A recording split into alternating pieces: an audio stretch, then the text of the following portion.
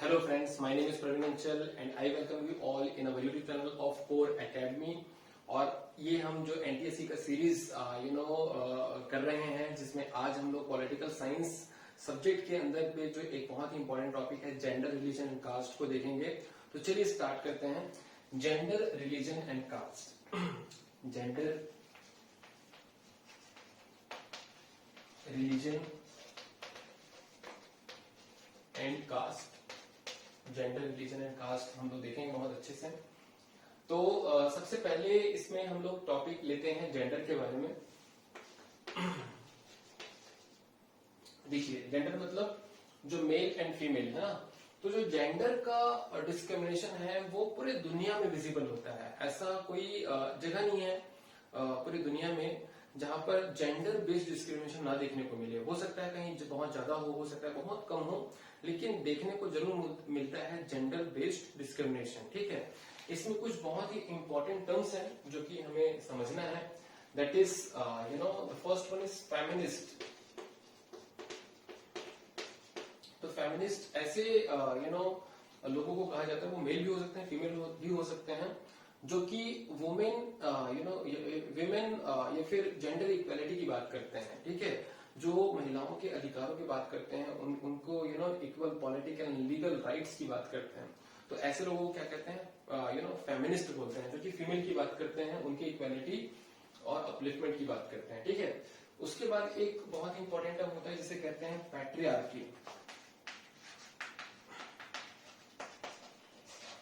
तो ये पैट्रियार्की मतलब क्या होता है? पैट्रियार्की मतलब कि मेल डोमिनेटेड, जहां पर जो पुरुष प्रधान सोसाइटी होता है उसे कहते हैं पैट्रियार्कियल सोसाइटी, है ना। तो पैट्रियार्की मींस मेल डोमिनेटेड, जहां पर मेल डोमिनेट करे उसे हम लोग कहेंगे पैट्रियार्की। सो आई होप ये दोनों वर्ड्स का जो आपको मीनिंग है वो बहुत अच्छे से समझ में आ गया होगा। उसके बाद हम लोग देखेंगे जो हिस्टोरिकली भी अगर आप देखेंगे ना सिर्फ भारत में बल्कि पूरे दुनिया में, तो वो एक स्टीरियोटाइप है पूरे दुनिया में। स्टीरियोटाइप मतलब कि आप जो है एक माइंडसेट बना लिए हैं कि ये पर्सन ऐसा है और ये पर्सन ऐसा है ना। तो जैसे फीमेल के बारे में एक स्टीरियोटाइप है कि female should do the work with in the home, not outside the home. मतलब घर के अंदर का जो भी काम है, घरेलू काम, house hold chores, house hold work, that should be done by women. खाना बनाना, बर्तन क्लीन करना, so that sweeping, cleaning, so this all work should be done by women. और वैसे ही जो आउटसाइड वर्क है ना, तो वो कौन करेगा? मेल करेगा, पुरुष करेगा। तो इस टाइप का जो है ना थिंकिंग हमारे समाज के अंदर पे बहुत गहरे लेवल पर बैठ चुकी है, जिसे दूर करना, हटाना बहुत ही ज्यादा जरूरी है। Fine, so this stereotype we have to remove and collectively we have to put efforts regarding this। उसके बाद में जो नेक्स्ट बहुत ही इंपॉर्टेंट है, मैं आपको बताना चाहूंगा कि विमेन के अगेंस्ट में जो डिस्क्रिमिनेशन है वो हर लेवल पर होता है। मैं आपके साथ में कुछ डेटा शेयर करता हूं।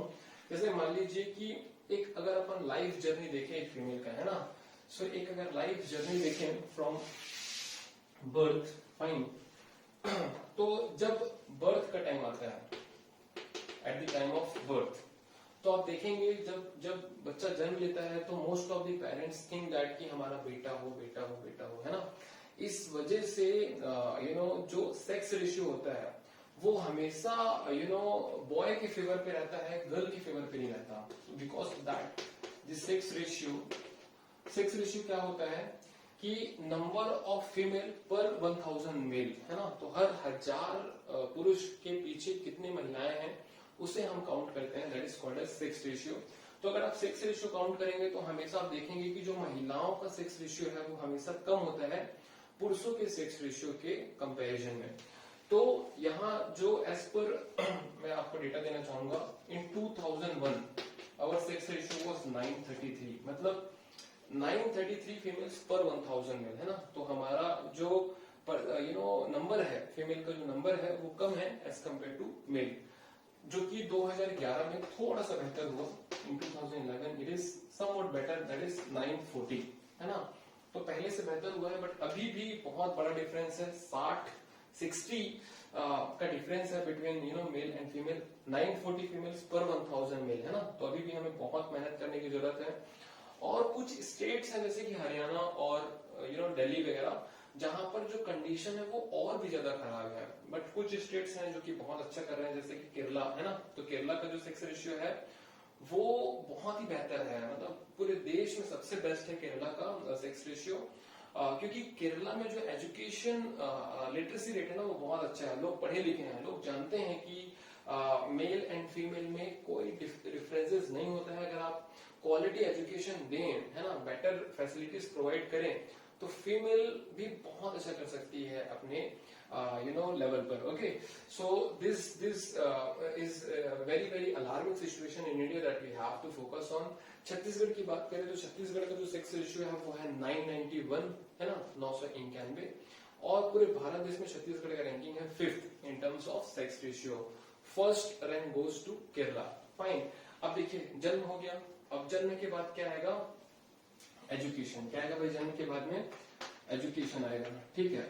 अब एजुकेशन के टाइम पे भी लड़कियों के साथ में हमेशा डिस्क्रिमिनेशन होता है, स्पेशली अगर आप रूरल एरियाज में देखेंगे तो जो लड़कियां होती हैं उसे या तो घरेलू काम पे लगा दिया जाता है, या तो खेतों में काम करने के लिए भेज दिया जाता है ना, लेकिन एजुकेशन प्रोवाइड नहीं किया जाता, जिसकी वजह से जो लिटरेसी रेट है वो बहुत ही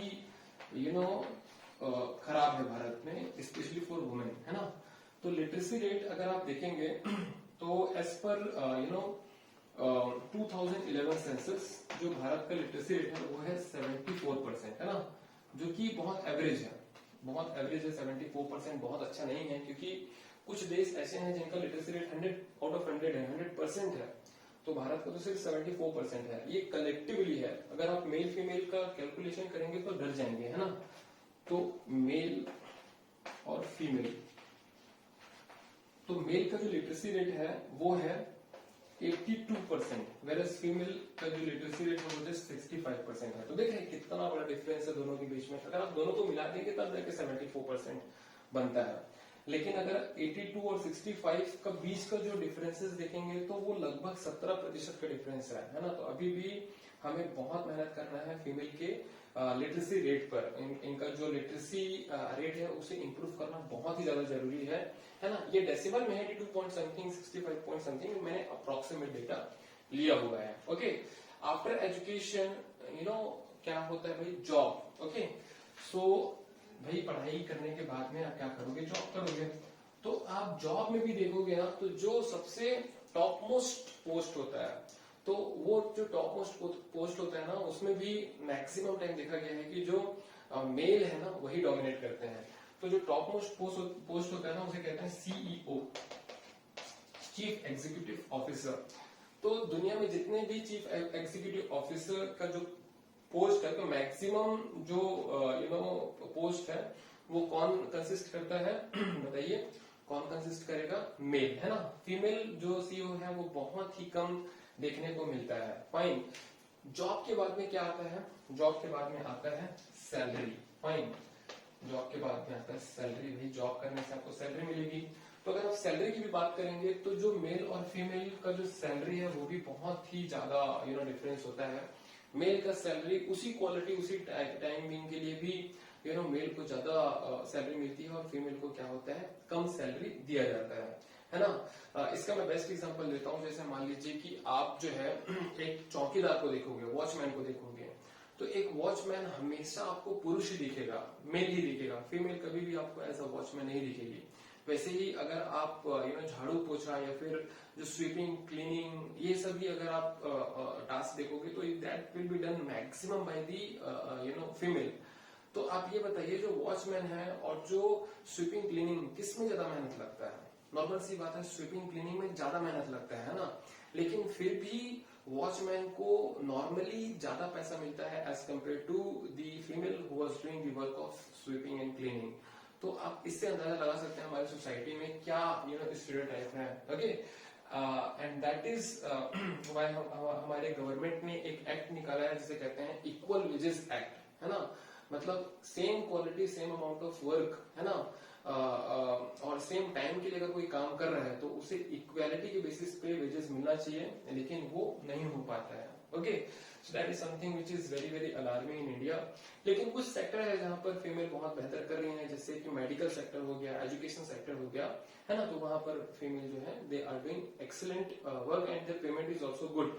actually female are doing excellent work in all the fields, but ये जो मेडिकल और जो एजुकेशन लाइन है ना, उसमें comparatively they are doing excellent work और उन्हें सैलरी भी बहुत अच्छा मिल रहा है। But in other sector we have to bring the equality, है ना, तो ये बहुत ही ज्यादा जरूरी है। अब देखिए, जॉब मिल गया, सैलरी मिल गया, उसके बाद क्या होता है, मैरिज। क्या होता है, मैरिज। फाइन। अब मैरिज जैसे ही होता है ना, तो मोस्ट ऑफ द टाइम देखा गया है कि फीमेल के साथ में डोमेस्टिक वायलेंस होता है ना, तो याद रखिएगा। तो ये जो डोमेस्टिक वायलेंस है, डोमेस्टिक वायलेंस, उसके कारण भी जो बहुत सी महिलाओं के साथ में जो है हमने देखा है कि so many women have lost their life because of the domestic violence, है ना। तो इसीलिए फीमेल को बचाने के लिए हमारी सरकार ने protection of women from the domestic violence act 2005 पास किया है, ताकि हमारी महिलाओं को जो घरेलू हिंसा होता है, डोमेस्टिक वायलेंस होता है, उसमें से बचाया जा सके, है ना। तो ये बहुत ही ज्यादा आप देख सकते हैं, from birth to the death, means all the time female are having discrimination only। ये हम तभी चेंज कर सकते हैं जब हम और आप सब मिलकर जो है एक बेहतरी की ओर अपने माइंड को थोड़ा ब्रॉड करते हुए, है ना, चलें, तभी एक पॉसिबल हो पाएगा। सिर्फ लॉ बना देने से कुछ नहीं होता, लोगों का मेंटेलिटी भी चेंज करना बहुत ज्यादा जरूरी है। So this is all about this gender. एक मैं और आपके साथ में डेटा शेयर करूंगा कि जब हम वुमेन एम्पावरमेंट की बात करते हैं तो बहुत से लोग बोलते हैं कि उन्हें प्रॉपर्टी दे देना चाहिए, है ना, उन्हें ये राइट्स दे देना चाहिए, वो राइट्स दे देना चाहिए, है ना। जैसे अभी रिसेंटली सुप्रीम कोर्ट ने एक बहुत ही हिस्टोरिकल डिसीजन लिया है। जैसे 2005 से पहले क्या होता था कि जो फीमेल है ना, जैसे 1956 का एक वर्डिक्ट आया था सुप्रीम कोर्ट का, जिसमें फीमेल को राइट टू प्रॉपर्टी का अधिकार नहीं दिया गया था, है ना। जो एंसेस्ट्रल प्रॉपर्टी है उसमें सिर्फ जो पुरुष हैं उनका ही अधिकार होगा। लेकिन 2005 में सुप्रीम कोर्ट का हिस्टोरिकल डिसीजन आया, जिसमें मेल और फीमेल दोनों को ही मतलब जो डॉटर है और जो सन है, मतलब बेटी और बेटा दोनों को एंसेस्ट्रल प्रॉपर्टी में बराबर का अधिकार होगा, है ना। लेकिन इसमें एक कंट्रोवर्सी ये था कि अगर कोई मैटर 2005 से पहले चल रहा होगा तो उसमें क्या डिसीजन आएगा, है ना। तो अभी 2020 में सुप्रीम कोर्ट ऑफ इंडिया ने बहुत ही हिस्टोरिकल डिसीजन दिया है कि चाहे मैटर 2005 का हो चाहे 1955 का हो, कोई भी मैटर हो, सभी मैटर में जो महिलाओं को बराबर प्रॉपर्टी का राइट मिलेगा in ancestral property of their parents, है ना। तो ये एक बहुत ही हिस्टोरिकल डिसीजन है और ये रियली वुमेन की कंडीशन को बहुत ज्यादा इम्प्रूव करेगा। Fine. So now again I am repeating that in India the daughter and the son both have the same right over the property of their parents, है ना, if the property is ancestral property। ठीक है, तो ये बहुत ही अच्छा decision आया, judgement आया, एंड आई होप ये आपको बहुत ही you have like this particular decision and judgment. एक और मैं बताना चाहूंगा, अगर अपन वुमेन एम्पावरमेंट की बात करते हैं ना, तो सबसे बड़ा ये है कि आप वुमेन को डिसीजन लेने का अधिकार दीजिए, है ना।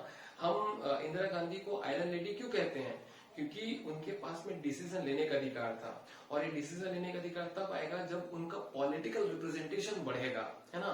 और पॉलिटिकल रिप्रेजेंटेशन कैसे बढ़ेगा, जब वो ज्यादा उनको टिकट मिलेगा, ज्यादा वो चुनाव लड़ेंगी। ठीक है, जैसे भारत के केस में बताता हूं तो फर्स्ट टाइम पार्लियामेंट में वुमेन का परसेंटेज 10% से ज्यादा हुआ इन 2009।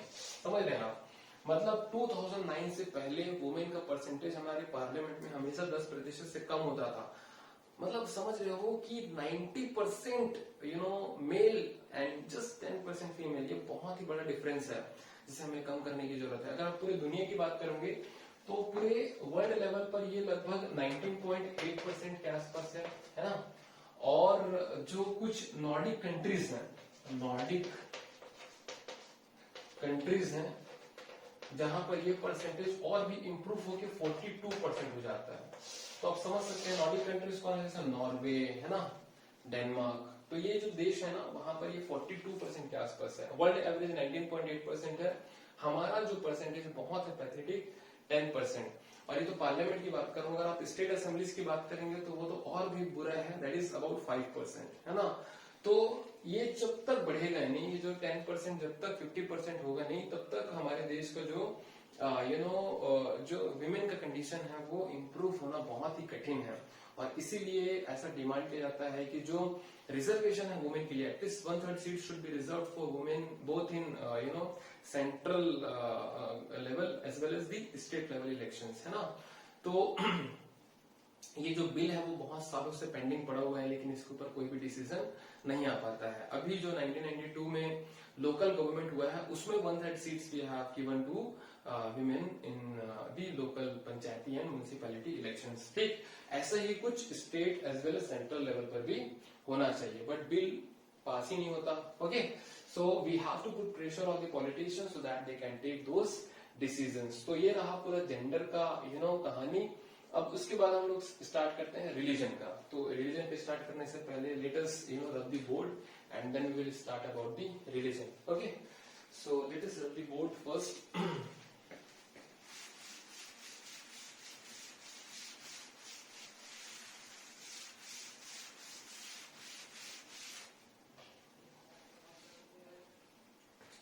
So let's start the religion now.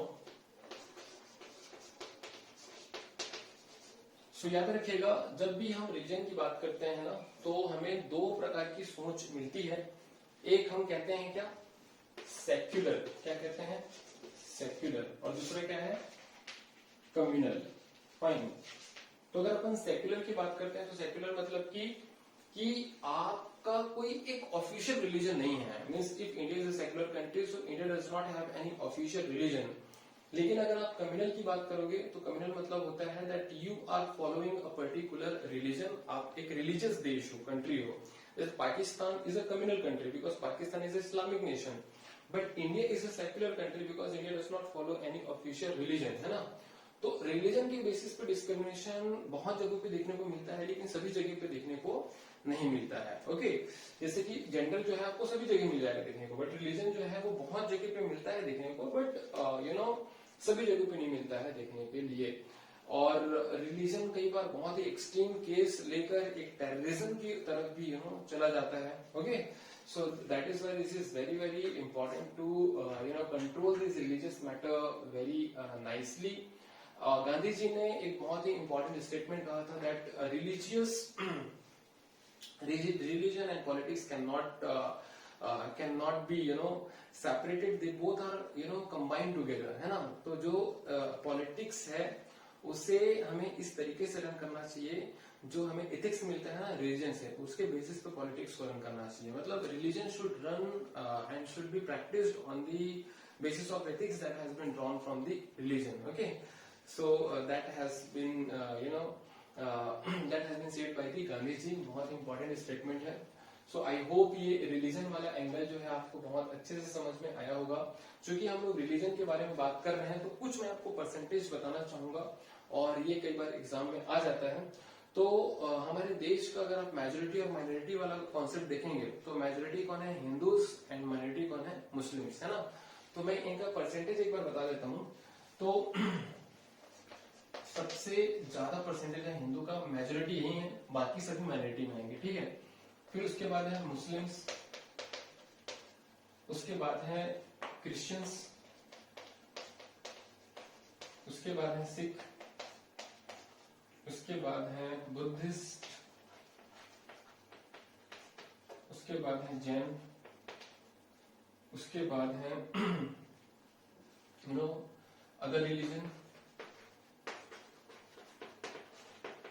और उसके बाद है नो रिलीजन। ठीक, तो अगर आप हिंदू की बात करेंगे, मैं अप्रोक्सीमेट डेटा दे रहा हूं, ये 79 पॉइंट समथिंग है ना, मैं अप्रोक्सीमेट 80% मान के चल रहा हूं, ठीक है। तो भारत में 100 में से 80 लोग कौन है, हिंदू हैं। Fine, so 80% people belong to Hindu community.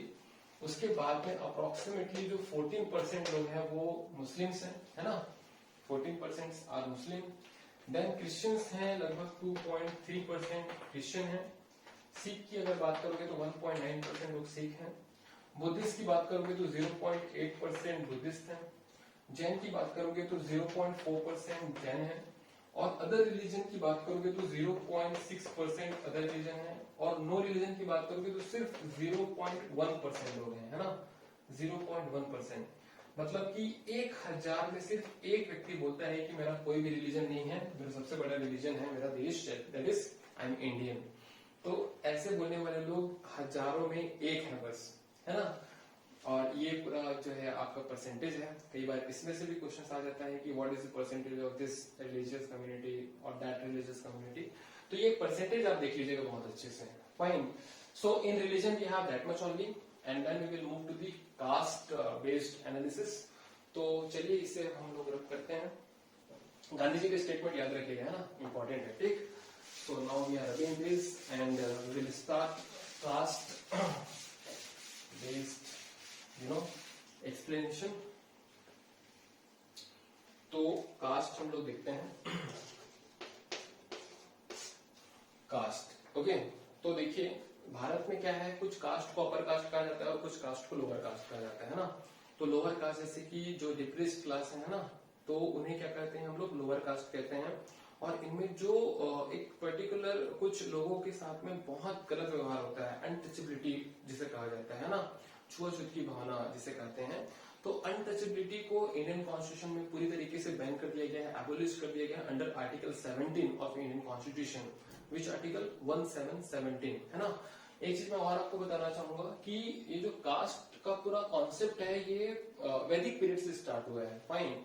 जैसे वैदिक पीरियड को आप देखेंगे तो एक है प्री वैदिक पीरियड और दूसरा है पोस्ट वैदिक पीरियड, है ना।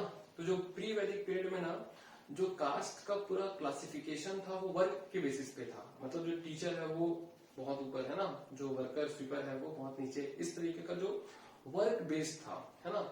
कोई भी वर्कर टीचर बन सकता था, कोई भी टीचर वर्कर बन सकता था, पॉटर बन सकता था, फार्मर बन सकता था। मतलब आप अपने जॉब को चेंज कर सकते थे और जैसे आप अपने जॉब को चेंज करोगे वैसे ही आपका जो स्टेटस है वो भी चेंज हो जाएगा। मतलब the complete society was based on work in pre वैदिक पीरियड। बट ये जो पोस्ट वैदिक पीरियड में ना ये पूरी तरीके से चेंज हो गया। पोस्ट वैदिक पीरियड में क्या हो गया कि अगर कोई वर्कर है, अगर कोई स्वीपर है, अगर कोई क्लीनर है, तो उसका बेटा स्वीपर या क्लीनर ही रहेगा, वो अपना जॉब चेंज नहीं कर सकता। मतलब ये पूरा जो सिस्टम है ना वो किस पे हो गया, बर्थ बेसिस पर हो गया। मतलब राजा का बेटा ही राजा बनेगा और स्वीपर का बेटा ही स्वीपर बनेगा। तो यहाँ से जो पूरा प्रॉब्लम होना स्टार्ट हुआ, कहाँ से प्रॉब्लम होना स्टार्ट हुआ, पोस्ट वैदिक पीरियड से। क्योंकि पोस्ट वैदिक पीरियड में जो पूरा कॉन्सेप्ट है वो क्या हो गया, बर्थ के बेसिस पे हो गया, है ना। और यहीं से पूरी जो गड़बड़ी है वो स्टार्ट होना चालू हो गई।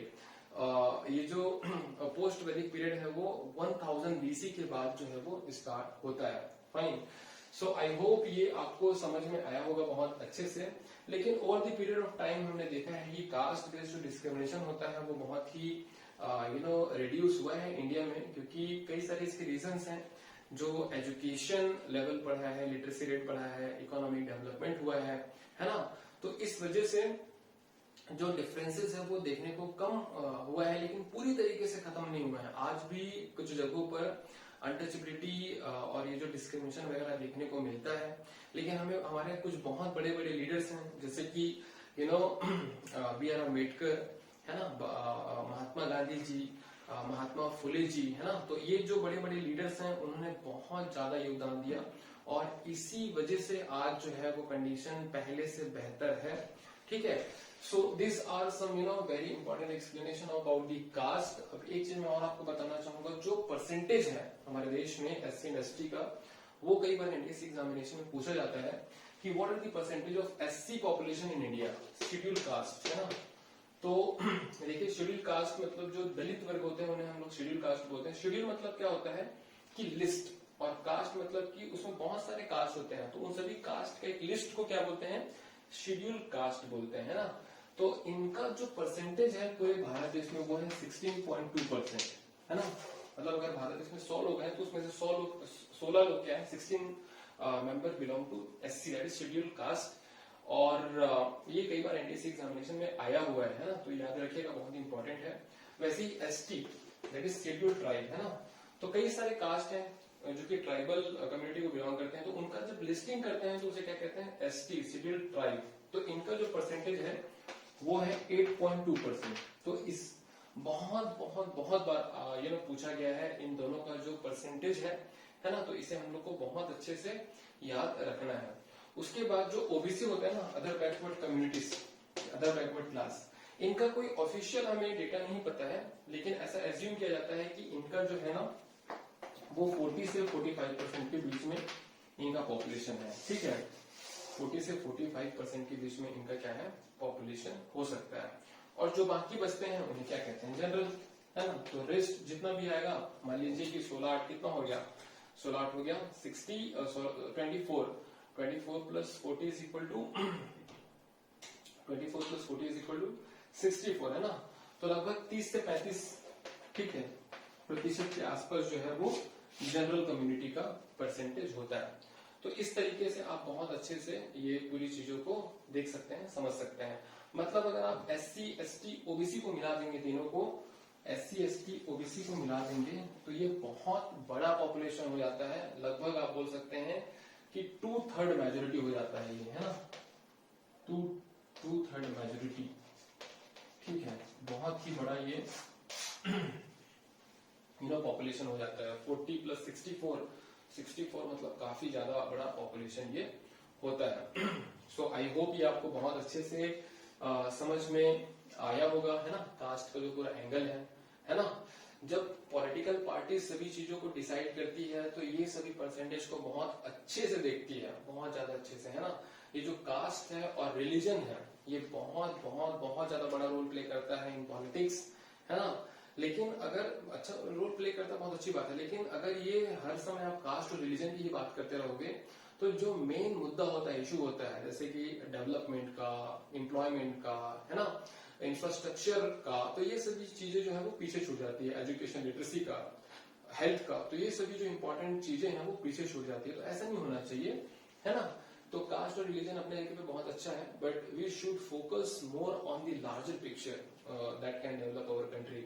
सो I hope this is clear to all of you. और इस वाले टॉपिक में इतना ही है। If you have any doubt, problem, confusion, you can ask to me, you can comment below and let us know. And if you like the video, then please hit the like button and subscribe to our channel. And if you we will meet you in the next video. Till then, bye bye. Take care. Thank you.